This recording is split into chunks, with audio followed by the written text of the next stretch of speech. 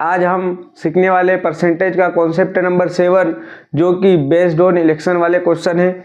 तो आज का क्वेश्चन है हमारा, 2 उम्मीदवारों के बीच एक चुनाव में एक को कुल वोटों का 60% जो कि विधि मान्य मत थे प्राप्त हुए और 90% मत विधि मान्य थे। यदि कुल मतों की संख्या 12,000 थी तो दूसरे उम्मीदवार को मिले मतों की संख्या ज्ञात कीजिए। सबसे पहले तो आपको इस क्वेश्चन को अच्छे से समझना है कि क्या दिया हुआ है। तो यहाँ पर हमें दिया हुआ है कि जो व्यक्ति चुनाव जीता उसे 60% वोट मिले और जो टोटल वोट हमारे डले 12,000 के 90% वोट ही मान्य थे, 10% वोट इनवैलिड थे। और फिर हमें ज्ञात करना है जो दूसरे उम्मीदवार को वोट मिले उनकी संख्या ज्ञात करना है। सबसे पहले हम लिखते हैं यहाँ पर टोटल वोट हमारे कितने पड़े। टोटल वोट थे हमारे 12,000, ठीक है। अब इसमें से वैलिड कितने थे, 90%। तो टोटल वैलिड वोट कितने आ जाएंगे हमारे, वैलिड वोट कितना आएगा, 12,000 का 90% कितना आ जाएगा,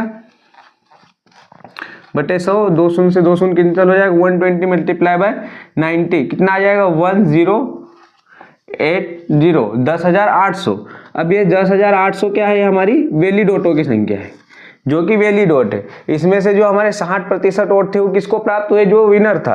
तो यहाँ से जो 60% वोट थे वो किसको प्राप्त हुए, हमारे विनर को। और जो 40% वोट होंगे बाकी के वो किसको प्राप्त होंगे, लूजर को। तो अब हमारा जो व्यक्ति चुनाव हारा है उस कितने वोटों से चुनाव हारा है वो संख्या याद करना है, मतलब उसको कितने वोट मिले। तो यहाँ पर जो हमारा दूसरे उम्मीदवार की वोटों की संख्या लिख लेते हैं। दूसरे उम्मीदवार की वोटों की संख्या